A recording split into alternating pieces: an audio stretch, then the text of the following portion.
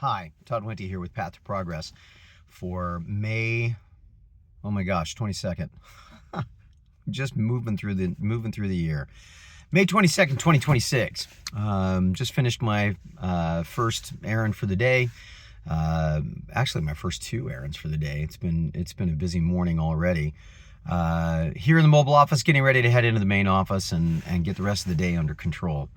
As I was thinking about things, I've been going back over the rules, and one of the rules that I had, for people who have known me a long time, I think I mentioned it on this channel before, I really strive to be as precise in my communication as I possibly can be.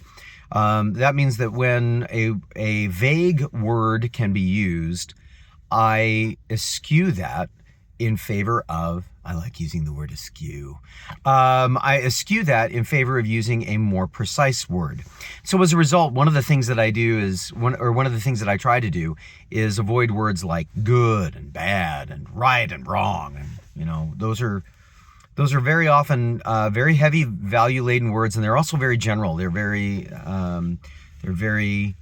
imprecise.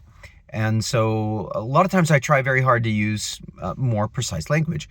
But for this particular rule, there's really no substitute for using the phrase that I've come up with for years, and I've not seen a reason to change it, even though it's a little bit imprecise. And that phrase is the right thing at the right time, in the right way, for the right reason.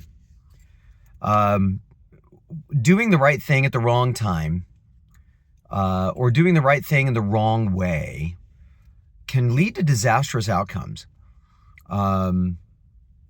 I think very often in my own life of when I wanted to have conversations with my family, with family members about things that they had done, maybe that needed some correction or needed some evaluation or needed some thought. That's the right thing to do, you know, engage in conversation, debrief activities, all those kinds of things. The right thing at the right time. I remember one time I tried to do that with one of my children, and they looked at me and they're like, "Dad, this is not the time." And then they burst into tears and ran into another room.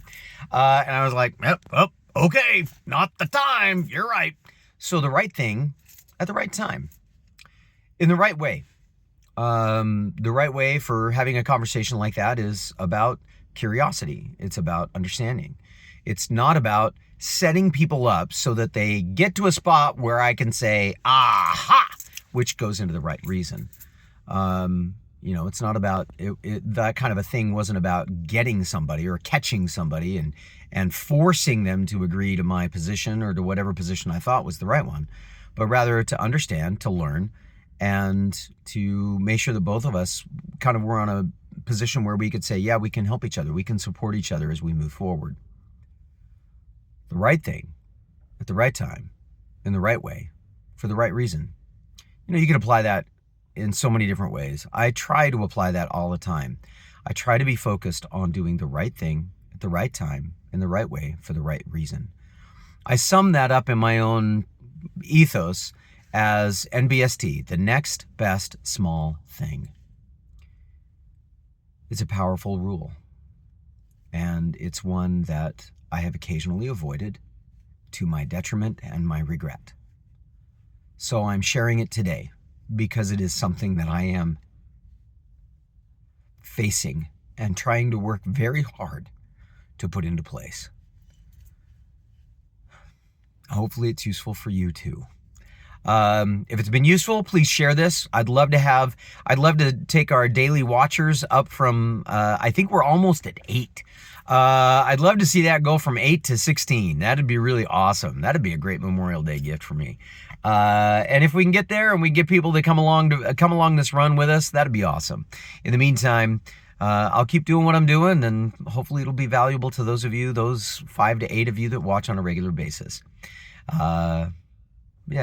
And, you know, next week I'll continue to do more. In the meantime, this has been The Path to Progress. My name is Todd Wente. Nullum diem. We'll see you next time.